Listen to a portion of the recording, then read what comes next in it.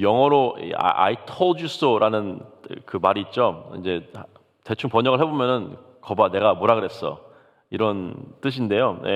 어떠한 일을 이미 겪은 사람이나 경험한 사람이 다른 사람에게 이렇게 하면 안 돼, 아니면 저렇게 해야 돼라고 이렇게 조언을 해줬는데 그 조언을 듣지 않고 마음대로 하다가 어떤 일이 벌어졌을 때, 일을 그르칠 때 될 때 그 말을 처음에 했던 사람이 I told you so. 그러니까 거봐 내가 그랬잖아라고 말을 하는 것입니다. 아마 우리 부모님들이 저희에게 제일 가장 많이 그 얘기를 하실 것 같은데요. 여러분도 아시다시피 이제 전도서에서 전도자라고 등장하는 이 솔로몬 왕은 세상의 어떤 사람들보다 더 풍부한 경험을 했던 사람입니다. 이제 물론 이제 왕이었기 때문에 평민들이 겪는 삶을 경험해 보진 않았지만 누구나 다 원하는 삶을 살았죠. 누구나 다 원하고 추구하는 풍요롭고 부유한 삶, 그리고 성공적인 삶을 살았습니다. 하지만 이제 그쵸, 세상에서는 얻을 수 없고 누구도 거저준다 하면은 마다할 사람 없고 누구나 그 얻기 위해서 삶을 바치는 그 성공과 이 부귀영화를 다 얻고 난 다음에 허무함이 드는 것을 보고, 허무함만이 남는 것을 보고 들을 귀가 있는 사람들에게 경고를 해주는 그런 말씀이 전도서에 담겨 있습니다. 그래서 혹시 이 말씀을 읽고 읽음에도 불구하고 솔로몬이 경고했던 그 삶을 그냥 살아가는 사람들이 나중에 만약에 허무함을 느낀다면은 솔로몬도 역시 그 사람들에게 I told you so. 내가 벌써 다 여기에 해놨잖아라고 말을 하실 것 같습니다. 특별히 오늘은 그 부귀영화를 얻기 위해서 한 그 모든 노력과 수고에 대한 허무함에 대해서 솔로몬이 이야기를 하고 있습니다. 첫 번째는 자신을 위한 수고는 허무함만 남게 된다. 자신을 위한 수고는 허무함만 남게 된다. 이 2장 18절에 보시면 이렇게 나와 있죠. 내가 해 아래에서 내가 한 모든 수고를 미워하였노니 이는 내 뒤를 이을 이에게 남겨주게 됨이라. 미워하였다는 표현 되게 강한 표현이죠. 영어로도 hate이라고 나와있어요. I hate it 이렇게 나와 있습니다. 일단 전도서에는 이 해 아래라는 표현이 자주 나오는데요. 한 20몇 번 나오는 것 같은데 다 대부분 이제 부정적인 표현과 연결이 되어 있습니다. 해 아래에 있는 것이라면 이 땅의 모든 것이지만 해가 이제 저 원래 위에 있지 않습니까? 그러니까 이 땅에서부터 적어도 저 해 밑에까지 하늘에 있는 모든 것까지 굉장히 더 많은 것들을 포괄하고 있습니다. 그 모든 것을 포함해서 솔로몬은 내가 한 모든 일들을 이 모든 수고를 미워하였다라고 말을 하고 있습니다.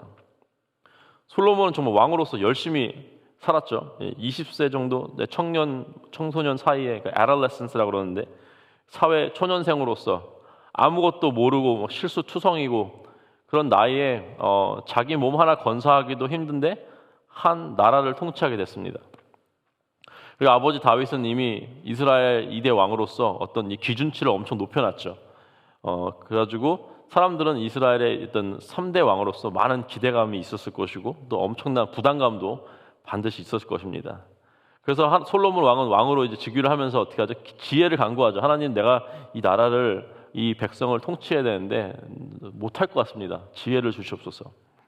그냥 그 다윗 왕에게 물려받은 나라를 그냥 유지하는 것도 어려운 일인데 그 솔로몬은 그냥 유지하는 것이 아니라 그 은덩어리가 돌처럼 막 굴러다니는 그런 아주 당대 최고로 부유한 나라를 만들었습니다. 그러니까 이미 막 최고의 수준이라고 했지만 그보다 훨씬 더 높여서 나라를 더 성장시키고 부유하게 했습니다. 그렇기 위해서 얼마나 많은 수고와 노력을 했겠습니까? 잠잘 거 다 자고 놀 거 다 놀면은 절대 그렇게 못해요. 얼마나 많이 이스라엘을 이 강국으로 만들기 위해서 이게 주님께서 주신 지혜를 짜내고 또 밤낮으로 수고하면서 막 그 자기 신하들과 작전 짜고 막 외교하면서 생각하면서 어쩔 때는 걱정하면서 번민하면서 얼마나 수많은 세월들을 그렇게 보냈겠습니까? 그렇게 한 결과가 이제 이스라엘의 최고의 강대국이 되는 것이었습니다. 23절 보시면은 일평생에 근심하며 수고하는 것이 슬픔뿐이라. 그 마음이 밤에도 쉬지 못하나니 이것도 헛되도다. 이 고민을 하고 있는 그 밤에도 솔로몬은 밤잠을 설치며 수고를 하고 있습니다.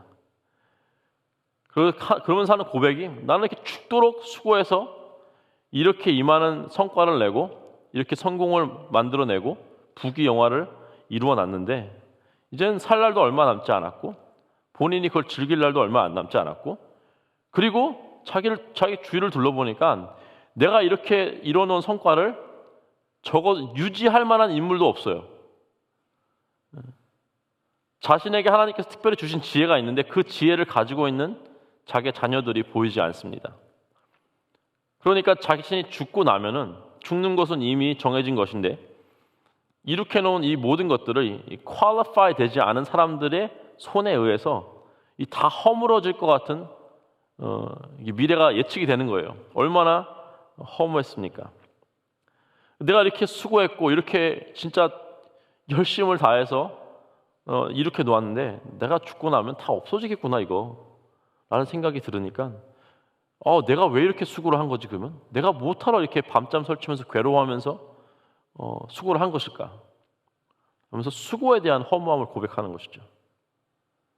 자신을 위한 수고는요, 어차피 자신이 누릴 수도 없기 때문에 허무할 수밖에 없습니다. 수많은 이제 재벌 1세들이 막 진짜 아무것도 없는 리어카 끌고 장사하다가 대기업을 이룬 사람들 많죠. 그런 사람들이 스토리가 많죠. 대부분 자신의 재산을 일부분만 사용하고 죽어요. 그리고 그 사실을 본인이 미리 깨달았다면은 얼마나 그 일하는 그 자체가 허무했겠습니까? 본인이 적어도 일할 때는 본인의 어떤 기업을 이렇게 성장시킬 때는 자신은 적어도 오래오래 이것을 살면서 누릴 거라고 예측을 하고 일을 하겠죠. 네. 근데 매일매일 밤잠도 못 자고 이 기업을 더 크게 키우려고 하고 뭐 사람들 막 밟고 막 어떤 비리도 하고 뭐 많은 것을 해가지고 이렇게 기업을 성장시켰는데, 네. 결국에는 망나니 같은 자기 자식들에게 물려주는 것이 얼마나 아까웠을까요? 그분들이 이제 돌아가실 때 어떤 생각이 들었을까? 좀 예상이 됩니다. 결국에는 자기를 위한 수고는 결국에는 허무함만 남게 된다 이것입니다. 두 번째는요. 근데 그거에 반해서 주님을 위한 수고는 기쁨이 넘치게 된다라고 말씀이 나와 있습니다. 26절 보시면 이렇게 나와 있죠. 하나님은 그가 기뻐하시는 자에게는 지혜와 지식과 희락을 주시나니 죄인에게는 노고를 주시고 그가 모아 쌓게 하사 하나님을 기뻐하시는 자에게 그가 주게 하시지만 이것도 헛되어 바람을 잡는 것이로다. 일단은 그런 고민과 허무함에 빠져 있을 때 그의 눈은 이제 하늘을 쳐다보게 됩니다. 이 복잡한 삶과 모든 수고와 허무함 가운데 빠져버린, 빠져 있기 때문에 허무함과 수고와 이런 것만 남았는데 그게 누구냐면 하나님이에요. 하나님.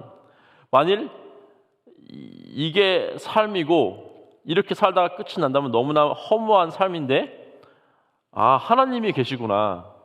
하나님이 빠져버리면 아무리 내 삶의 공식에 더해보고 또 곱해봐도 그 답은 그냥 허무해요. 근데 그 공식 안에 하나님이 들어가신다. 어떻게 되겠습니까? 여기 나와 있죠. 하나님은 그가 기뻐하시는 자에게는, 이 모든 문제를 해결해 줄 분이 하나님이 계시는데 그냥 저기 계신 게 아니라 그냥 방관하고 계시는 게 아니라 하나님과의 관계 속에서 이 문제를 해결할 수 있습니다. 하나님께서 기뻐하시는 자에게, 하나님과 관계 안에 있고 모든 일에 하나님을 인정하고 하나님을 경외하는 지식의 근본이 있고 하나님이 기뻐하시는 일이 무엇인가 고민을 하는, 바로 이제 하나님이 보실 때 기뻐할 만한 생각과 행동을 하는 자에게는 지식과 지혜와 또 희락을 주신다라고 고백을 합니다. 기쁨을 주신다는 거죠. 내가 모든 수고가 창조주 하나님께 들어지는 것이라면은 그것은 다른 누군가가 이렇게 망가뜨려 버리는 어떤 허무한 일이 아니라는 것입니다. 설마 나의 수고가 내 삶을 희생하는 것이 된다 하더라도 그것은 허무한 것이 아니라 하나님께서 기뻐하는 것이요 나에게도 기쁨이 된다는 것입니다. 그 대표적인 예가 예수님이죠. 예수님은 자신의 삶을 희생하면서 하나님을 기쁘시게 해드렸고 그것이 또 예수님의 기쁨이었습니다. 이 아마존에서 정말 아무것도 하지 못하고 이게 원주민에게 순교를 당한 짐 엘리엇 이야기 아시죠, 선교사님? 예, 그분이 이렇게 얘기했죠. He is no fool who gives what he cannot keep to gain that which he cannot lose. 그러니까 번역하면은 잃어버릴 수 없는 것을 얻기 위해 지킬 수 없는 것을 버리는 자는 결코 어리석은 자가 아니다.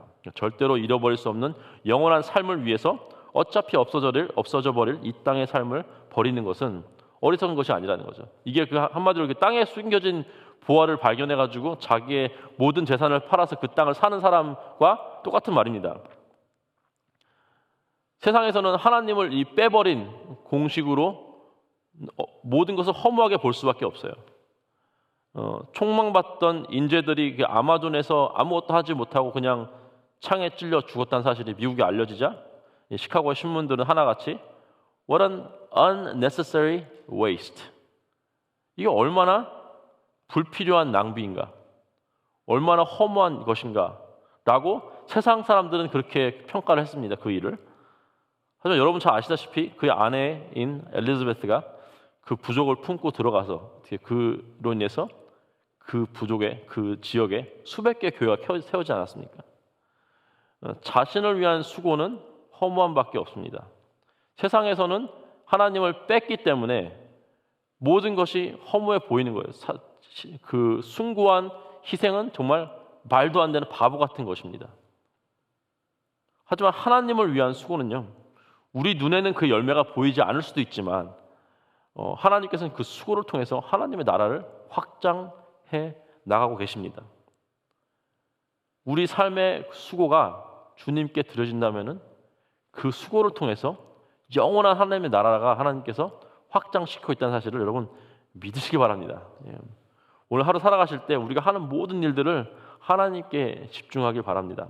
하나님께서 저와 여러분에게 허무가 아닌 충만한 기쁨으로 채워주실 것입니다. 주님께 드려지는 삶의 이 모든 것들은 다 의미와 가치가 있는 것임을 믿으시는 우리 모두가 되기를 주님의 이름으로 축복하고 기도합니다. 기도하시겠습니다.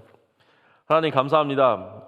솔로몬이 여러 가지 경험을 한 후 모든 것이 허무하다라고 고백을 했지만 하나님 또 우리에게 가르쳐주는 오늘 이 말은 하나님 우리가 우리의 삶의 모든 것을 주님께 드릴 때 주님께 드려지는 이 삶이 절대 허무함이 없고 영원한 기쁨으로 가는 것임을 우리가 깨닫게 하여 주시옵시고 오늘 하루도 우리의 모든 삶에 하는 모든 것들과 결정하는 것들과 우리의 생각과 우리의 말과 우리의 모든 행동을 오직 주님께만 집중시킬 수 있도록 하나님 인도하여 주시옵소서.